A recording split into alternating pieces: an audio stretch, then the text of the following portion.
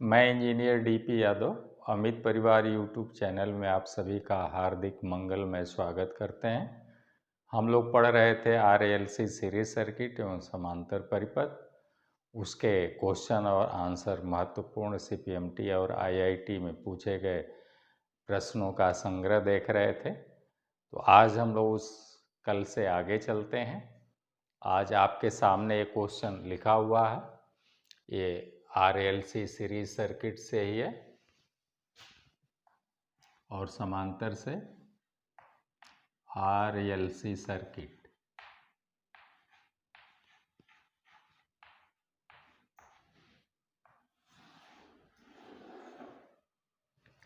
से महत्वपूर्ण हम लोगों के क्वेश्चन और आंसर चल रहे हैं, महत्वपूर्ण प्रश्न एवं उत्तर।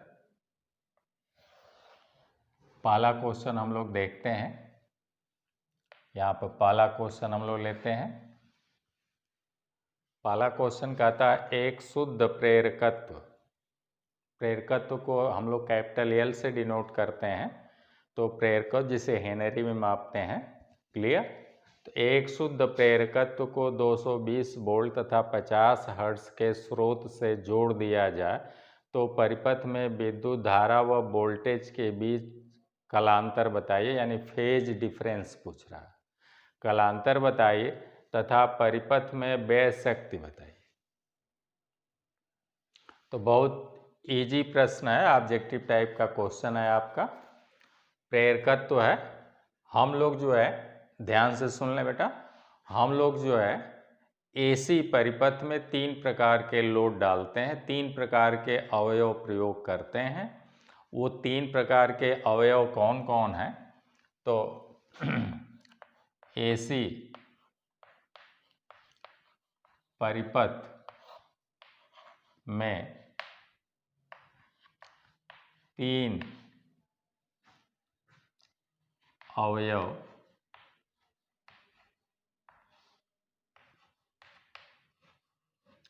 प्रयुक्त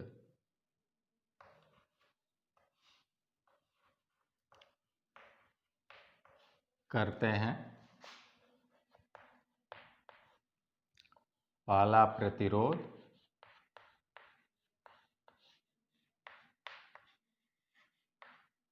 आर, दूसरा प्रेरकत्व यल और तीसरा संधारित्र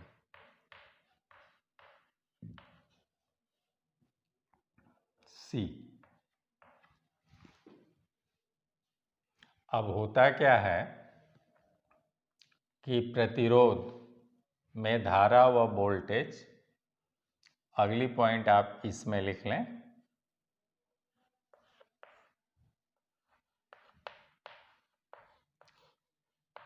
प्रतिरोध जिसे ऐसे आप व्यक्त करेंगे, ये हो गया आपका प्रतिरोध। प्रतिरोध में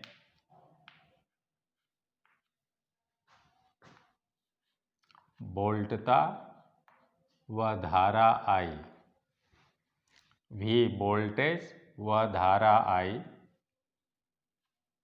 एक ही कला में होते हैं।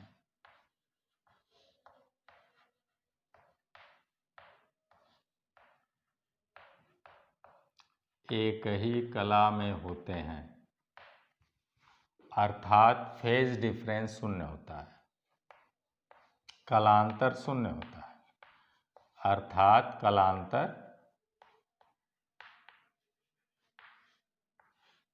कलांतर शून्य। कलांतर को ही कहेंगे फेज डिफरेंस, और कलांतर को फाई से डिनोट करेंगे, तो फाई शून्य होता है।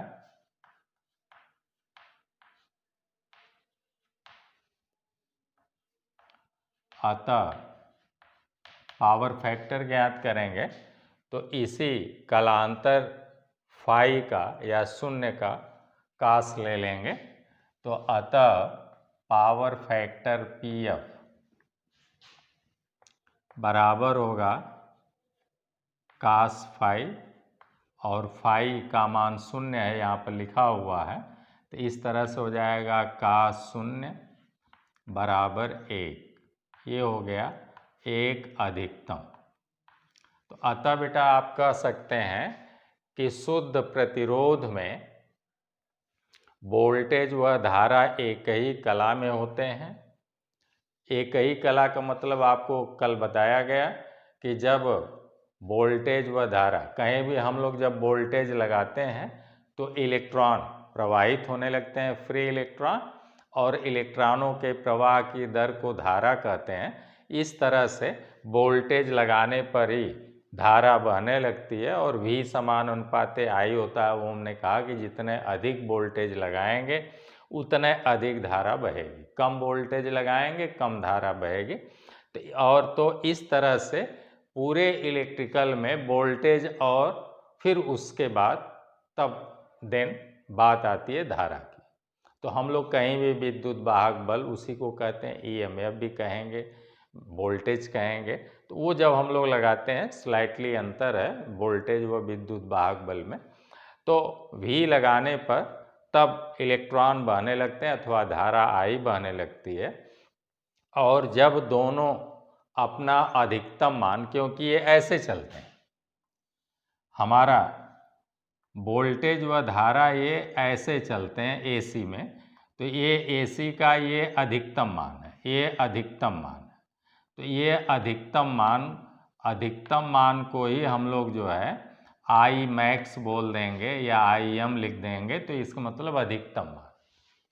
और फिर अधिकतम से घटने लगता है, और यहाँ पर 0 मान हो जाता है, यहाँ पर 0 हो जाता है, यहाँ पर 0 हो जाता है।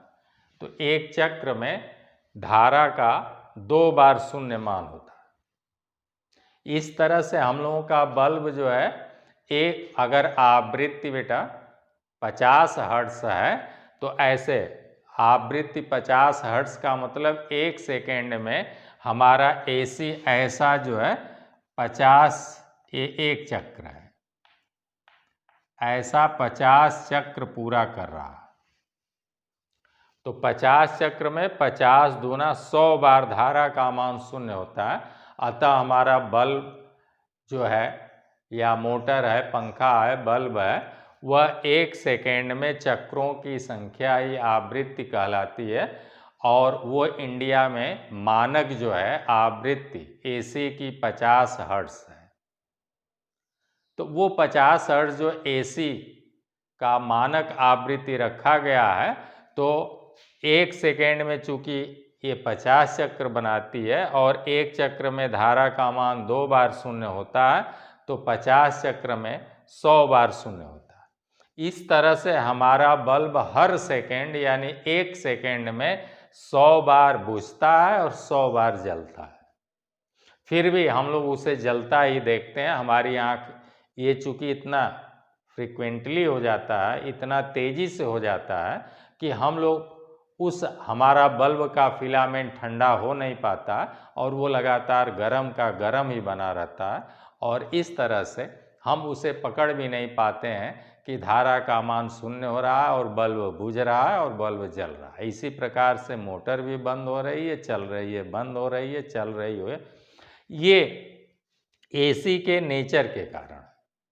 तो इस तरह से एक चक्र में 2 बार, और चूंकि 1 सेकेंड में इंडिया में आवृत्ति 50 हर्ट्ज है, यानी उसी को हर्ट्ज को हम लोग चक्र प्रति सेकेंड भी बोलते हैं। तो चूंकि 1 सेकेंड में, तब वो 50 दूना 100 बार हमारा बल्ब जलेगा, बुझेगा। ये होता रहता है। तो अब बात हम लोग करते हैं कलांतर का। तो जब वोल्टेज व धारा दोनों अपना अधिकतम मान और 0 मान एक साथ प्राप्त करते हैं, एक साथ चलते हैं, तो उनमें कोई कलांतर नहीं होता, उनका कलांतर 0 होता है। उसमें फेज डिफरेंस, कलांतर को इंग्लिश में क्या कहते हैं, फेज डिफरेंस 0 होता है। तो अतः शुद्ध प्रतिरोध में कलांतर 0 होता है, और पावर फैक्टर, वहाँ PF लिखे हैं लेकिन यहाँ भी लिख देते हैं, और पावर फैक्टर जो है वो अधिकतम 1 होता है। एक अधिकतम किसमें, अगर आपसे पूछा जाए पावर फैक्टर सर्वाधिक किसमें होता है तो आप कहेंगे शुद्ध प्रतिरोध में होता है। अब दूसरे लोड की बात करते हैं। जो दूसरा वाला अवयव है वो प्रेरकत्व अथवा कुंडली।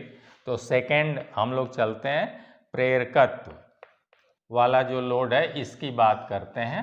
तो प्रेरकत्व जो है वो कुंडली में है।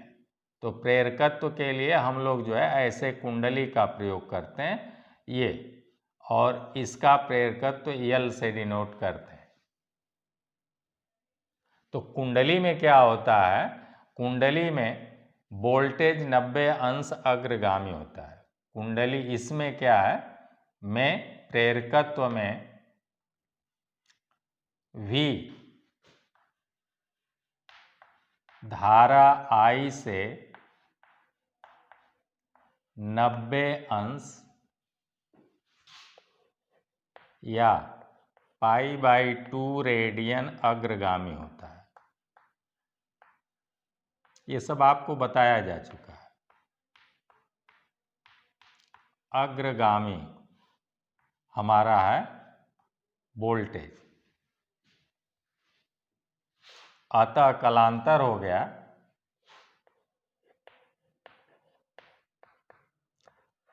कलांतर यानी फेज डिफरेंस दोनों में V और I में कितने का है, 90 अंश का या π/2 रेडियन का। अतः कलांतर कोष्ठ में फाई बराबर 90 अंश। तब पावर फैक्टर कितना हो जाएगा, तब PF यानी पावर फैक्टर बराबर cos फाई बराबर cos 90 अंश बराबर 0। तो शक्ति कितनी हो जाएगी, परिपथ की शक्ति, अगली पॉइंट अगर हम कहें परिपथ की शक्ति पावर P बराबर होता है VI cos फाई, और cos फाई का मान आप देख रहे हैं 0 है, अतः 0 हो गया। तो यही प्रश्न जो है आपसे पूछ रहा है। अभी हम लोग संधारित्र की भी बात करते हैं। तो इस तरह से अगर इसका सदिश आरेख खींचें तो अगर ये धारा I इधर की ओर आप खींच रहे हैं, ये धारा I इधर की ओर है, तो इसका वोल्टेज भी जो है वो इस डायरेक्शन में होगा, ऐसे V इधर की ओर होगा। ये कोण 90 अंश का बनता है, इनमें कलांतर 90 अंश का होता है। किसमें, कुंडली में। तो यही पूछ रहा है, प्रेरकत्व को 220 वोल्ट तथा 50 हर्ट्ज के स्रोत से जोड़ दिया जाए। तो ये भुलवाने के लिए कह रहे हैं कि 220 वोल्ट तथा 50 हर्ट्ज से जोड़ दें, चाहे 440 वोल्ट से जोड़ दें, उससे कोई फर्क नहीं पड़ने वाला है। जोड़ दिया जाए तो परिपथ में विद्युत धारा व वोल्टेज के बीच कलांतर बताइए। तो ये आपको याद करना है कि प्रेरकत्व अथवा कुंडली में वोल्टेज व धारा I में, यही पूछ रहा है, में कलांतर जो है पूछ रहा है कितने अंश का होता है, तो कलांतर जो है 90 अंश का होता है। ऐसे धारा वोल्टेज अग्रगामी है और धारा पश्चगामी है। जो ऊपर की ओर खींचा गया तो ऊपर प्लस है बेटा, और नीचे जो है वो माइनस है। तो वोल्टेज, अब आप कहेंगे कि धारा I से वोल्टेज 90 अंश अग्रगामी है, ये आपका ग्राफ बता रहा है, सदिश आरेख ये बता रहा है। वही बात हिंदी में भी लिखा गया है कि वोल्टेज कामा धारा I से किसमें, कुंडली में, अथवा π/2 रेडियन अग्रगामी होता है। तो जब दोनों में कलांतर 90 अंश का हो गया तो यही पूछ रहा है कलांतर 90 अंश होगा। तो आपका आंसर हो गया कि दोनों के बीच कलांतर 90 अंश का अथवा π/2 रेडियन का होता है। तथा परिपथ में व्यय शक्ति बताइए। तो ये व्यय शक्ति के लिए फार्मूला है VI cos phi, V RMS लेंगे गुणे I RMS गुणे cos फाई लेंगे, और कास फाई को ही पावर फैक्टर कहते हैं। पावर फैक्टर को भी परिभाषित करेंगे तो आप ये कहेंगे कि धारा व वोल्टेज के बीच कलांतर फाई का यदि कास ले लिया जाए तो इसी को शक्ति गुणक अथवा पावर फैक्टर कहते हैं। तो ये पावर फैक्टर से गुणा हो गया और कास फाई का मान 0 है तो यहाँ 0 रख देंगे, ये 0 से गुणा करेंगे तो सारी संख्या इधर चाहे 220 रखें और आई का मान कुछ भी रखें, लेकिन जब आगे गुणा करेंगे 0 से तो आंसर 0 हो जाएगा। तो व्यय शक्ति का मान 0 हो गया। तो इसका आंसर हो गया कि दोनों में कलांतर फाई बराबर 90 अंश हो गया और शक्ति जो है पावर P बराबर 0 हो गया। क्लियर हो गया। अब अगर संधारित्र की बात की जाए तो संधारित्र को आप लोग जानते ही हैं कि संधारित्र को C से वो डिनोट करते हैं और इसका जो है वो इस टाइप से है। ये हो गया आपका संधारित्र और इसमें क्या है, इसमें V से I 90 अंश अग्रगामी होती है, 90 अंश अग्रगामी होती है।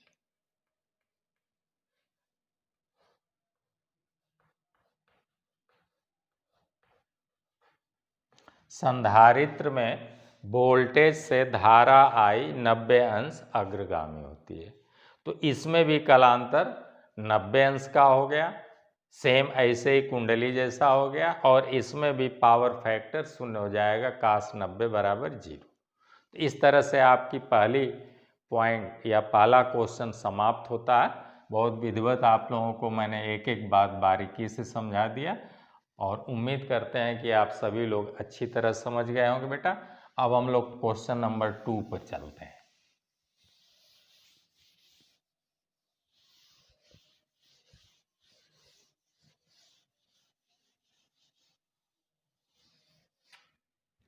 क्वेश्चन नंबर 2 देखते हैं हम लोग। क्वेश्चन नंबर 2 कह रहा है प्रत्यावर्ती धारा की आवृत्ति 0 होने पर प्रेरक प्रतिघात व धारतीय प्रतिघात पर क्या प्रभाव पड़ेगा।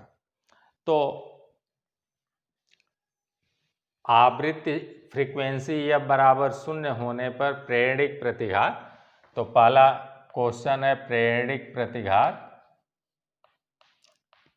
प्रेरक प्रतिघात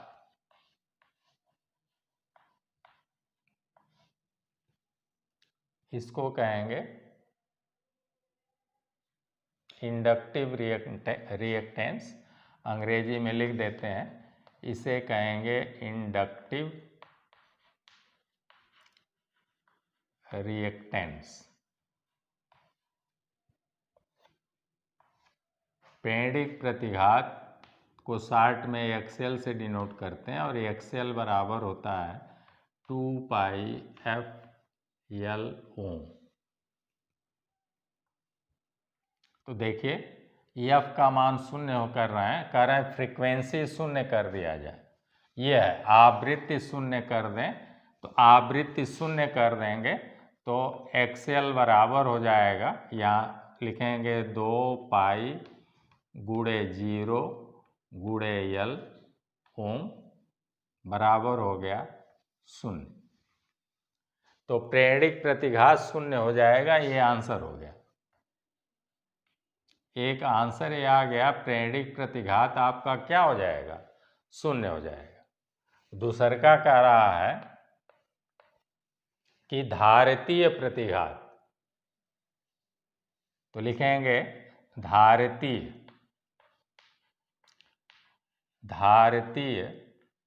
प्रतिघात।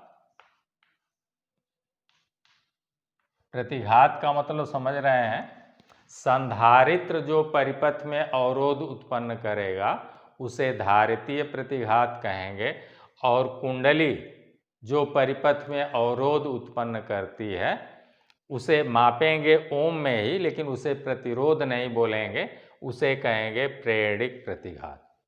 ऐसे ही संधारित्र जो अवरोध उत्पन्न करेगा, मापेंगे ओम में, लेकिन उसे कहेंगे धारितीय प्रतिघात। ठीक है, अंग्रेजी में कहेंगे कैपेसिटिव, कैपेसिटिव रिएक्टेंस,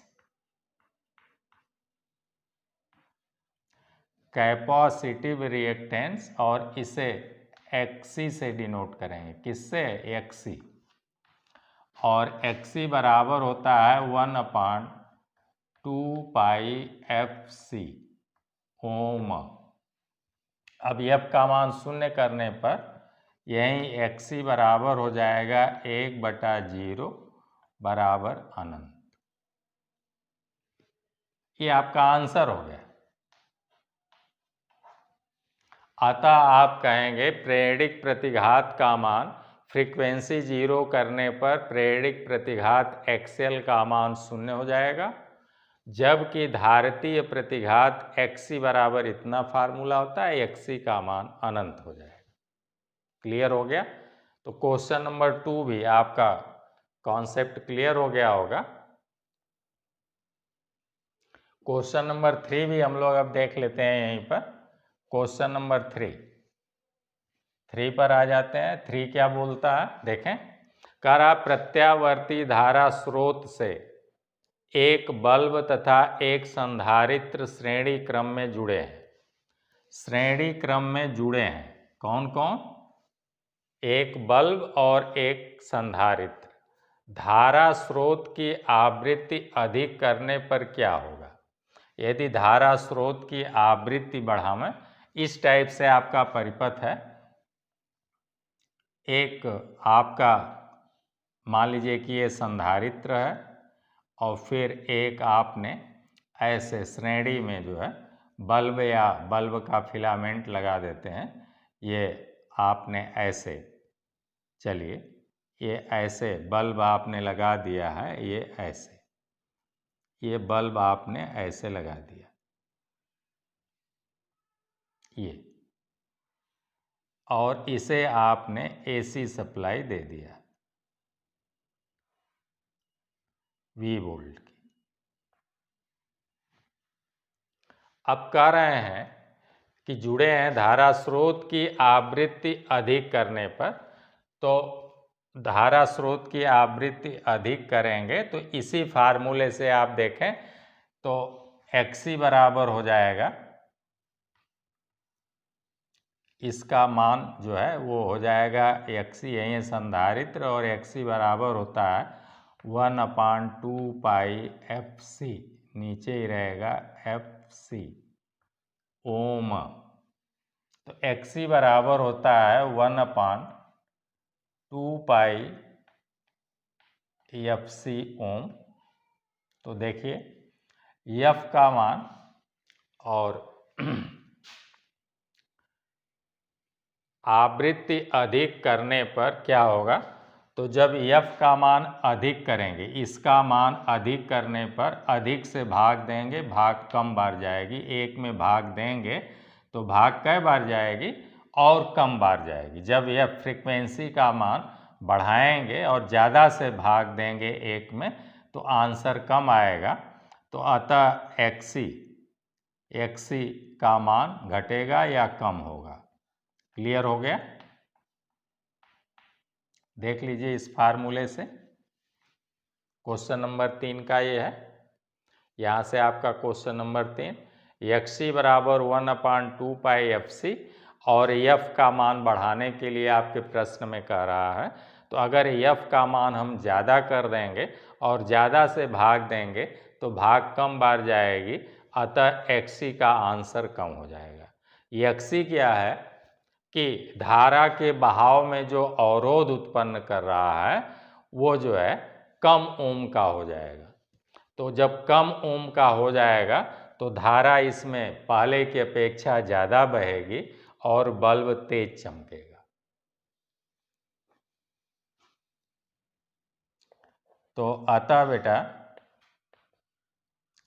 अतः धारितीय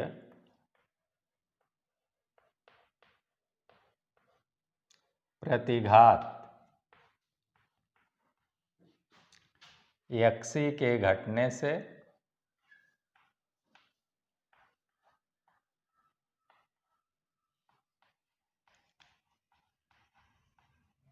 परिपथ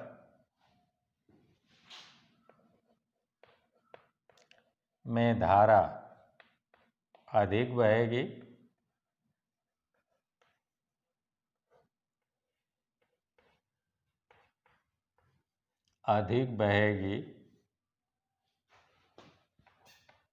जिससे बल्ब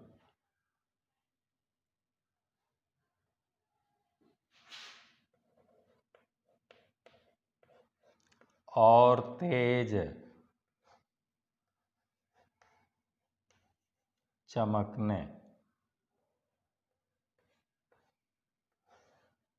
चमकने लगेगा।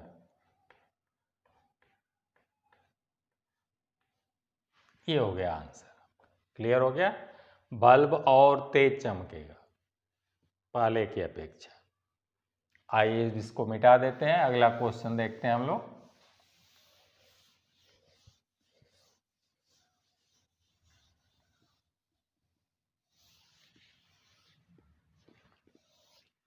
क्वेश्चन नंबर हम लोग देखते हैं 4 क्या कहता है? एक कुंडली का प्रेरकत्व 0.5 हेनरी है, तो किस आवृत्ति पर इसका प्रेरक प्रतिघात 3140 ओम होगा? 3140 ओम होगा किस आवृत्ति पर पूछ रहा है। तो कुंडली का प्रेरकत्व दिया है, तो हम लोग क्वेश्चन नंबर 4 कर रहे हैं, तो लिख लें कुंडली का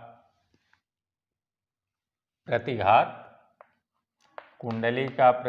अभी आपने पढ़ा बेटा।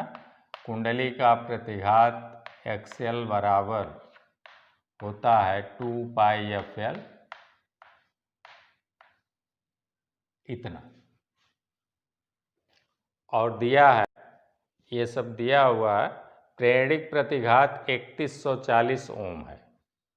3140, तो एक्सएल का मान दिया है 3140 बराबर 2 गुणे पाई का मान रख दें 3.14 गुणे यफ ही पूछ रहा है तो यफ रहने दें, गुणे यल का मान दिया 0.5, तो 0.5 रख दें यहाँ से। अब यहाँ से 0.5 का 2 में गुणा करेंगे तो 1 हो जाएगा। 5 दूना 10, एक अंक पर दशमलव लग जाएगा, 1 हो गया। इसलिए यफ बराबर अगर यहाँ से पक्षांतर करें तो यफ बराबर हो जाएगा 3140 बटे 3.14। देखिए ना, अब अगर हम इसका दशमलव हटा दें या तो क्या हो जाएगा? 1000 से मान लीजिए गुणा कर दें या 100 से गुणा कर दें, तो 100 से गुणा करेंगे तो 100 से ऊपर नीचे अगर गुणा कर दें तो मान में कोई परिवर्तन नहीं होगा। यहाँ भी नीचे 100 से गुणा कर दें तो मान में कोई परिवर्तन नहीं हो जाएगा। अब ये बन जाएगा 314, तो ये कट जाएगा, ये इससे जो है कट गया। यहाँ हो गया 10 बच गया, बराबर हो गया 1000। 100 और 1 0 ये तो बराबर हो गया 1000 हर्ट्ज। एच जेड या C/S, यही आपका आंसर आ गया। ये क्या हो गया? ये आपका आंसर हो गया। किस आवृत्ति पर? तो फ्रीक्वेंसी का मान आ गया 1000 हर्ट्ज पर। चौथे का आंसर आ गया। प्रतिघात 3140 ओम किस आवृत्ति पर होगा? ये पूछ रहा था किस आवृत्ति पर होगा, तो 1000 आवृत्ति पर होगा। क्लियर हो गया? अगला क्वेश्चन हम लोग 5वां देखते हैं।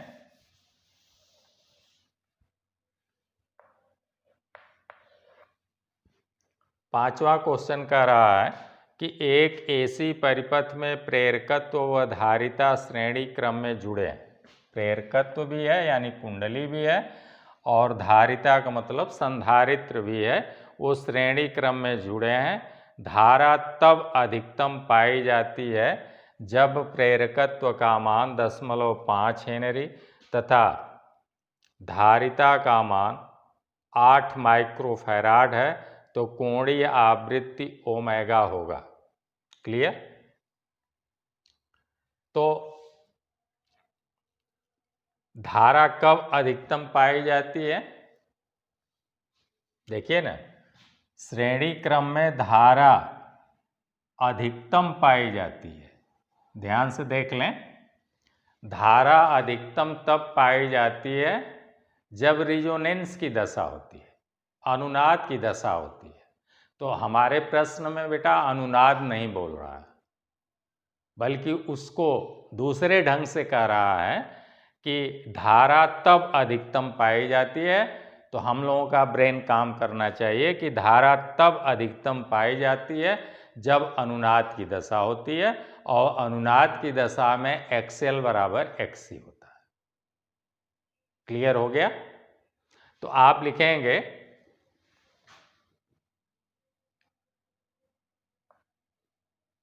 श्रेणी अनुनाद में श्रेणी अनुनाद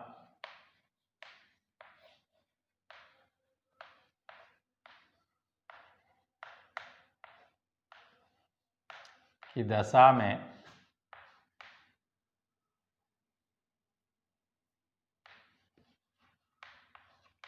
धारा अधिकतम पाई जाती है। अधिकतम क्या अनंत की तरफ भागती है, तो धारा अधिकतम पाई जाती है।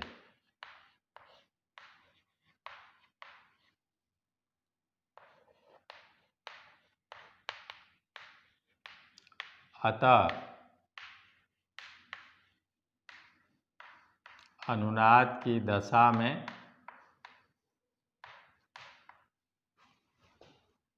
क्या होता है? XL बराबर XC होता है।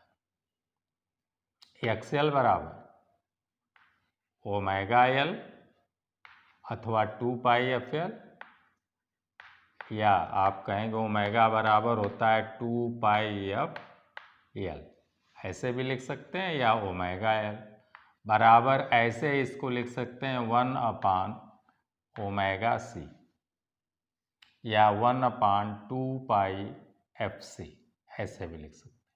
यहाँ से कर देंगे तो अगली लाइन में हो जाएगा ओमेगा स्क्वायर बराबर 1/LC। यल से इधर गुणा, इधर आके भाग हो जाएगा, इसलिए ओमेगा बराबर हो जाएगा करंडी में 1/LC, ऐसे हो जाएगा। बराबर करंडी में मान रख दीजिए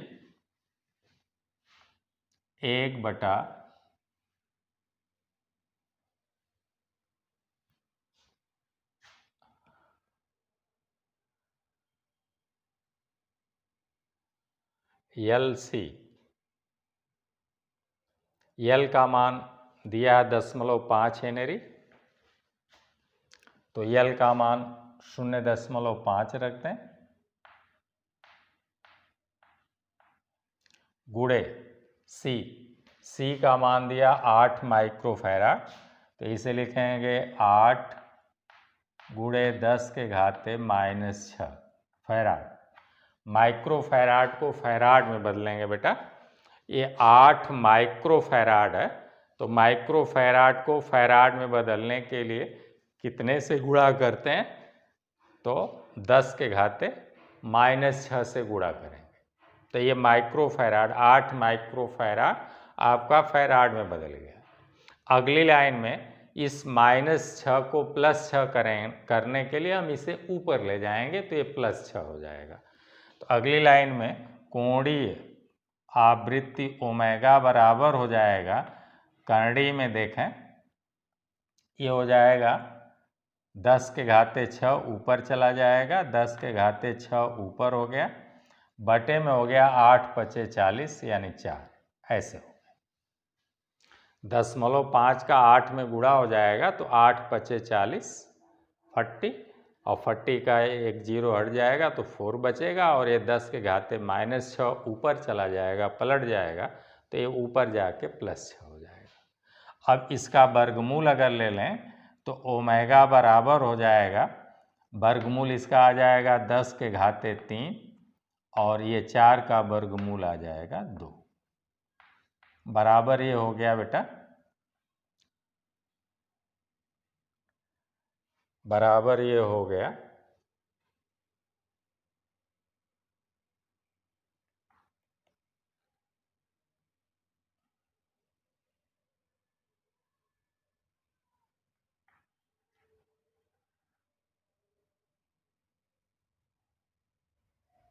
1000।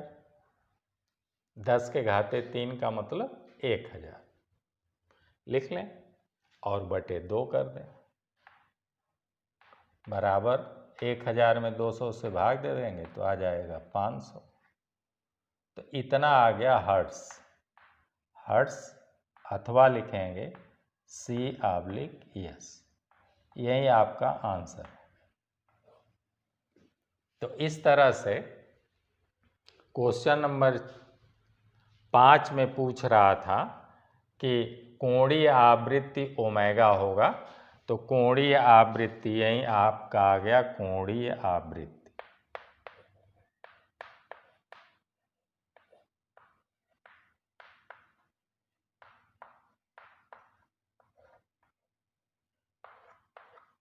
ओमेगा का मान आ गया 500 हर्ट्ज।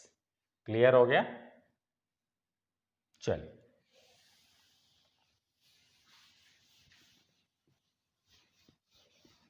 अब हम लोग अगला क्वेश्चन देखते हैं।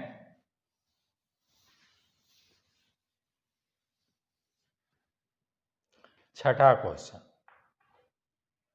एक RL श्रेणी परिपथ में प्रतिरोध पर विभवांतर 200 वोल्ट तथा प्रेरकत्व पर विभवांतर 150 वोल्ट है, तो लगाया गया कुल विभव होगा। तो लगाया गया कुल विभव बेटा हम लोग जानते हैं RL सीरीज सर्किट में, क्वेश्चन नंबर 6 देखते हैं हम लोग।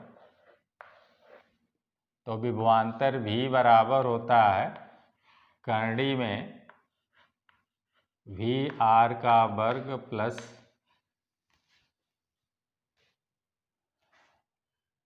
VL का वर्ग। क्लियर है? ये नहीं समझ में आ रहा है तो कहिए सदिश आरेख बना के आपको समझा दूं। अभी आपने पढ़ा कि श्रेणी में ये जुड़े हुए हैं, तो इस टाइप से जुड़ा हुआ है, प्रतिरोध है, और ये जो है आपकी ऐसे जो है कुंडली है। ये दोनों श्रेणी में जुड़े हुए हैं, यहाँ से V वोल्ट की आपको सप्लाई दी जा रही है। यहाँ का वोल्टेज जो है वो VR है, और यहाँ का वोल्टेज VL मान लिया गया, यहाँ से यहाँ तक ऐसे। अब आप जानते हैं कि श्रेणी क्रम में धारा सबकी एक ही होती है, तो I ऐसे बहेगी तो सब में धारा I ही बहेगी। तो पहले प्रतिरोध की बात करते हैं। तो प्रतिरोध में आप चलेंगे बेटा, तो प्रतिरोध में क्या कहेंगे? प्रतिरोध में वोल्टेज व धारा इन फेज होते हैं, तो इसी लाइन से VR भी डिनोट होगा और इसी लाइन से इसकी धारा भी, दोनों एक साथ चलते हैं। ये हो गया प्रतिरोध में। अभी आपने पढ़ा कि प्रतिरोध का वोल्टेज VR या V और धारा I एक ही कला में होते हैं, अतः दोनों को एक ही लाइन से व्यक्त करेंगे, V को भी और I को भी। और कुंडली की बात करें तो कुंडली में आपने पढ़ा कुंडली का वोल्टेज जो VL होगा वो धारा I से 90 अंश अग्रगामी होता है। तो ये वोल्टेज जो कुंडली का वोल्टेज VL है, वो धारा चूँकि सबकी I एक ही बह रही है, अतः यही I को आप इस लाइन से खींच चुके हैं। अतः अब कुंडली का वोल्टेज VL जो है इससे 90 अंश अग्रगामी होगा, तो इसी धारा से अब VL 90 अंश अग्रगामी हो गया। ये आपका सदिश आरेख बन रहा है। ये कौन सा आरेख बोलेंगे? इसे सदिश आरेख। क्लियर हो गया? अब इसको मिला देंगे ऐसे, ये आपका एक समांतर चतुर्भुज बन गया। और अब इसका जो परिणामी होगा वो जो है इसके विकर्ण से शो किया जाएगा। न तो वोल्टेज अब ऊपर जाएगा, VL ऊपर जा रहा है और VR यानी रेजिस्टेंस वाला वोल्टेज इधर की ओर खींच रहा है, तो परिणामी वोल्टेज V जो है अब इसके विकर्ण से शो करते हैं। ये आप पढ़ें, ऐसे ही समांतर चतुर्भुज में भी पढ़ें कि विकर्ण से ही शो करते हैं। तो इस तरह से परिणामी वोल्टेज V हो गया और ये जो है कलांतर फाई हो गया। परिणामी कुल वोल्टेज V और कुल धारा I, सबकी धारा I एक ही है, इनके बीच में जो कोण बनता है उसी को हम कलांतर कहते हैं, फेज डिफरेंस कहते हैं, और उसी को फाई से डिनोट करते हैं। इसी फाई का यदि कास ले लेते हैं तो उसी को पावर फैक्टर कहते हैं। क्लियर हो गया? तो इस तरह से पावर फैक्टर कास फाई यहाँ से ज्ञात करेंगे। अब जो है अगर आप पाइथागोरस की प्रमेय भी लगावें तो आप कहेंगे कर्ण का वर्ग यानी कैपिटल V का वर्ग, ये है कैपिटल V, ये है कैपिटल V, परिणामी ये हो गया। तो V का वर्ग बराबर आधार का वर्ग धन लंब का वर्ग, और लंब कितना है? VL है, तो ये भी भुजा VL हो गई। आधार कितना है? VR है। तो इस तरह से हो गया कि कर्ण का वर्ग यानी परिणामी वोल्टता V का वर्ग बराबर होगा VR का वर्ग, तो VR का वर्ग प्लस VL का वर्ग, यह है VL का वर्ग। अब इधर का स्क्वायर जब खत्म करेंगे तो इधर की राशि पर करंडी लग जाता है। तो इस तरह से ये फार्मूला बन गया। क्लियर हो गया? ऐसे आप लिखेंगे, ऐसे लिखेंगे V का वर्ग बराबर VR का वर्ग प्लस ये है VL। देखिए यहाँ है तो ये है VL का वर्ग। अगली लाइन में तो ये ऐसे लिख लेंगे इस सदिश आरेख से। अब अगली लाइन में ये घात खत्म करेंगे तो इधर की राशि पर करंडी चढ़ जाएगी और इस तरह से एक फार्मूला बन गया। अब ये आपको याद हो जाना चाहिए कि ऐसे होता है कि परिणामी वोल्टता V बराबर होता है करंडी में VR का वर्ग प्लस VL का वर्ग। अब आपके समझ में आ गया होगा। इसी में मान रखना है। वो कह रहा है कि कुल विभव कितना होगा, लगाया गया ये वाला विभव कितना होगा। अगर यहाँ का मान दिया है तो VR का मान दिया है, VR का मान दिया है 200 वोल्ट, तो हम लोग रख देते हैं। तो बराबर करंडी में रख दें बेटा, इसको 200 का वर्ग प्लस इसे VL 150 का वर्ग, ऐसे करते। ये हो गया परिणामी वोल्टता V बराबर, तो करंडी में आ जाएगा, ये हो गया 4 के आगे 4 जीरो और प्लस 15 15 यम 225 के आगे 2 जीरो, कितना हो जाएगा। इसे जोड़ लें तो V बराबर हो जाएगा करंडी में 0 0 हो गया, फिर 0 0 हो गया, फिर 0 5 तो 5 हो गया, फिर 0 और 2 तो 2 हो गया, फिर 4 और 2 6 हो गया। अब इतने का आप वर्गमूल लें, 25 हम 625 होता है, 25 25 हम 625, ये 100 हो गया, 100 का वर्गमूल 10 हो जाएगा, तो ये हो गया 250। तो V बराबर आ गया, वर्गमूल आ गया 250 वोल्ट। ये आंसर हो गया। यानी यहाँ से सप्लाई वोल्टेज जो है 250 वोल्ट दी गई है। क्लियर हो गया। अब चलिए 7वां क्वेश्चन देखते हैं। Question number 7।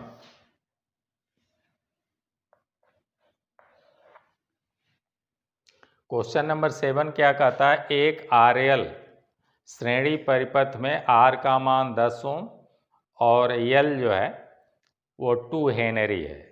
यदि 120 वोल्ट तथा 60 हर्ट्ज की प्रत्यावर्ती सप्लाई दी जाए तो परिपथ में धारा का मान होगा। तो पहले तो हम लोग बेटा L दिया तो XL का मान ज्ञात करें।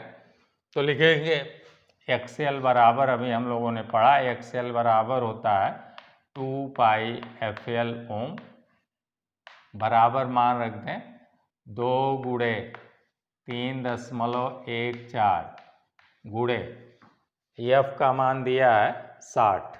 कितना दिया है? 60 हर्ट्ज। और L का मान 2 दिया है, तो 60 गुणे 2। इसका अब गुणा कर लें तो ये हो जाएगा 6 दूना 12 दूना 24, 240 में 3.14 का गुणा कर लेंगे तो 6 18, 6 चौक 24, 24 तिया 72। हाँ, तो 753.2 के करीब आएगा। तो बराबर आ गया 753.6 करीब आ जाएगा। हाँ, 6 ओम आ गया। अब हम लोग Z बराबर लिखेंगे। हम लोग जानते हैं प्रतिबाधा, इसे प्रतिबाधा कहते हैं। प्रतिबाधा Z बराबर होता है करणी में R square plus XL square. Clear है? बराबर हो गया बेटा, करणी में मान रख दें, करणी में R का मान दिया हुआ है 10, तो लिखेंगे 10 का वर्ग और प्लस XL का वर्ग। तो XL का मान आया है 753.6 का वर्ग। अब इसे सरल करें बेटा तो बराबर आ गया, Z बराबर आ जाएगा करणी में 10 का वर्ग तो सीधे 100 हो गया, प्लस 753.6 का भी वर्ग करेंगे तो ये आएगा 56, 7912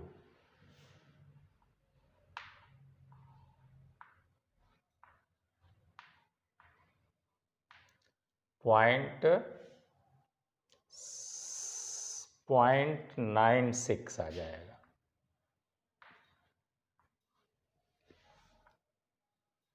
फिर इसे जोड़ लेंगे, अगली लाइन में आ जाएगा करणी में 5, 6, यहाँ पर हो जाएगा 8012.96। इसका आप वर्गमूल लेंगे बेटा तो Z बराबर आ जाएगा 753.66 ओम। इतना आ जाएगा, देख लीजिए, कैलकुलेट कर लीजिए, वर्गमूल इतना आएगा। अब हम लोग लिखेंगे धारा I बराबर V/Z से। तो V का मान हमारे प्रश्न में दिया है 120 वोल्ट, तो लिखेंगे से V का मान रख दें 120 बटे Z का मान 53.6 रख दें या 7 रख दें। 6 है तो इसे इतना कर दें तो बराबर आ जाएगा 0.159।